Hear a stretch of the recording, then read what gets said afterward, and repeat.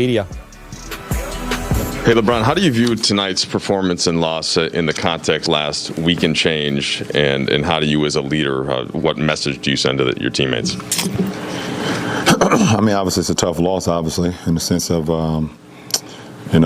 wanted to, get back into the winning ways, and but we don't come into the game expecting anything but everybody's best, and second half, for the majority of the second half, we got the best out of Portland. They shot the ball extremely well from the three. I mean, they started the game 0 for 11 from three, and from that point on, they went 10 for 21 or 10 for 20. 10 for 21 from the three-point line in the second half. So, and then, our turnovers, obviously 28 points off 21 turnovers is a killer. Every time we turned the ball over, majority of them was me. It was almost like pick sixes. We didn't get a tackle on a defender who intercepted the ball. They basically ran it in for a touchdown every time. So that's not an ingredient for winning basketball. Quick question about your knee. There was one play in transition where it looked like you kind of got grabbed. I just wondered if that affected you at all, and how the knee held up in this. No, that didn't affect me, but I felt it a little bit. Kind of got grabbed from behind. Going full speed by Justice, and kind of took a wrong step and felt it a little bit. But it didn't affect me for the remainder of the game. It was just a little sore for a couple possessions. LeBron, to get back to the turnovers, obviously no rest tonight. Roles change again on this team. How would you pinpoint kind of where that came from? I know this has been a high turnover team, but what was the issue tonight on that side with that aspect of the game? I don't know. I mean, some of it was unforced, some of them was forced turnovers. We just got to be better with the ball. A few of my turnovers was just, I don't want to say careless, but the last one that I had was actually an unbelievable play by Dennis Smith. We had a 2-on-1, and he was trying to chase down Taylor, and I threw the bounce pass, and same time the bounce pass was happening, he turned around and kind of just, got his hand, and they came down and hit a three, and that's another one of our pick sixes. But, I'll take accountability for that. It starts with me, being a point guard of tonight's team, and, and then trickle down to everybody else. So take full responsibility of that.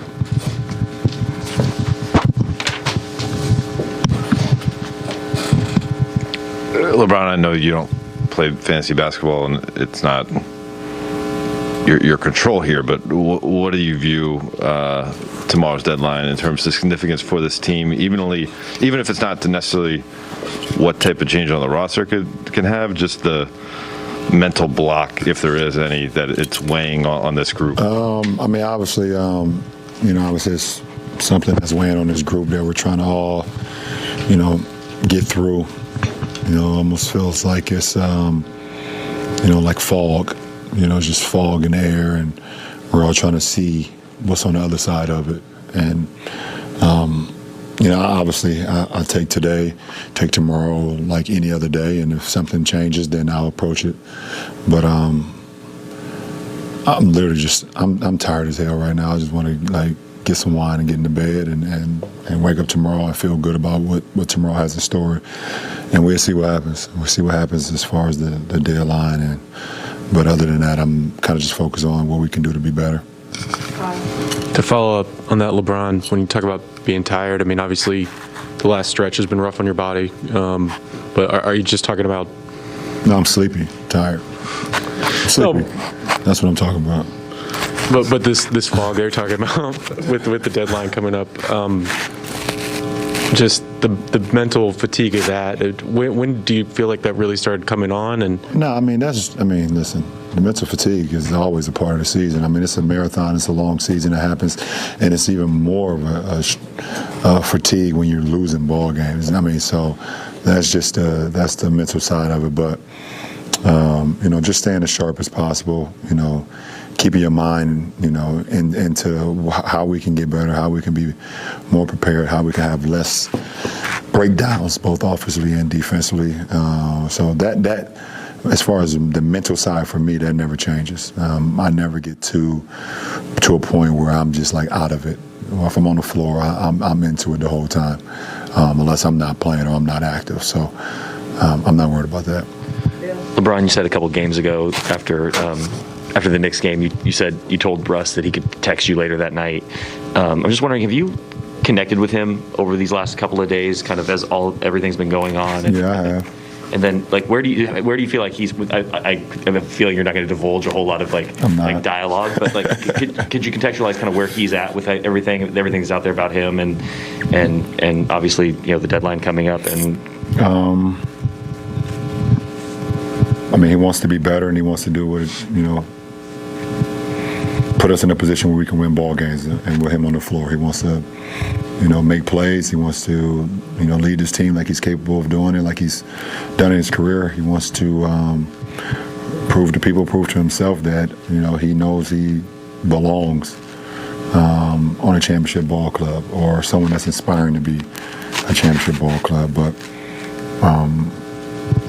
those are my guesses. I'm not going to tell you exactly our dialogue, but those are my guesses because I know the person that he is. I understand that he knew and we know what we're all here for. So I just hate that where we are right now and it hasn't kind of worked out that way 2/3 through the season. Of success with this group, different roster now, but what's the level of frustration right now to have the loss coming on top of the one against Milwaukee?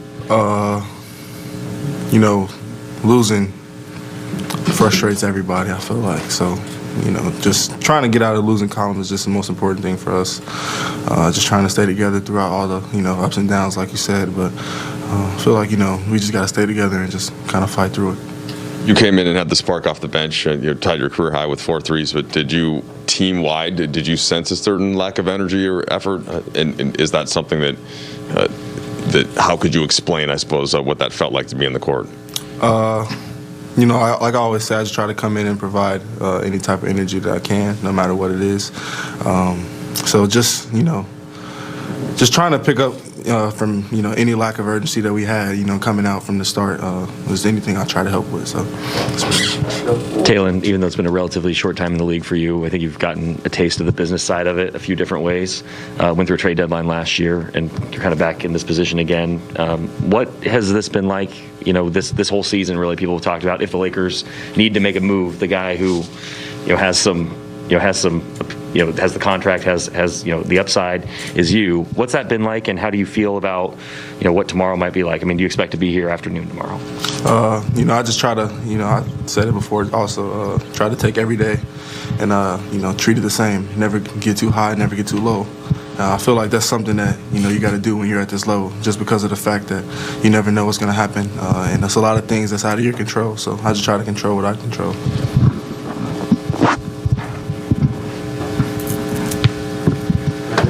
Talon, how's it been for the group, really this last stretch, ever since the Brooklyn game where it seemed like there was a big boost, getting AD back, then LeBron goes out.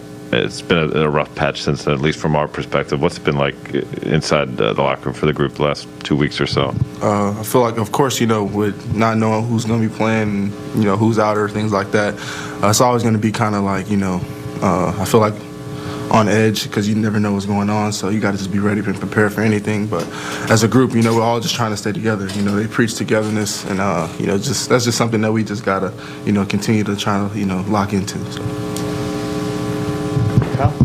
Talon, on nights like tonight when you're feeling your jump shot 4 for 6 from 3, what's different for you when you have that rhythm? Is there something you notice? Is it a feeling? Is it a pacing thing for you? What turns on?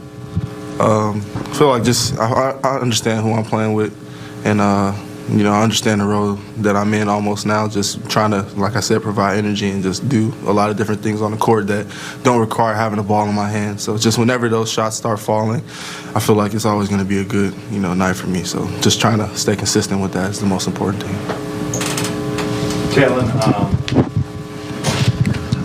what's been the sort of mental toll on this team, knowing kind of what the expectations were internally for you guys, obviously the expectations externally when you add the type of big names that you guys added? What's been the mental toll trying to figure this out this year, and how much do you think it's worn on guys that, at least, that you guys haven't figured it out yet? I feel like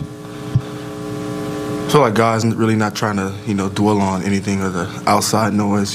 People expect us to be a certain way. I feel like people expect everybody to do something a certain way, but it's always not going to be exactly how you want it. So we got to, just get to the point where we're happy with what we're doing as a team, and, I feel like when we get to that level, I feel like it'll be good for us. To follow up on that, though, I mean, like, I assume that you guys, when you guys came together, thought this was a championship team. Have those goals shifted then to this point or anything like that? As the expectations for you guys internally, have they changed now that we're 2/3 of the way through this? No, it hasn't changed. We understand where we are, and we know that we're, back.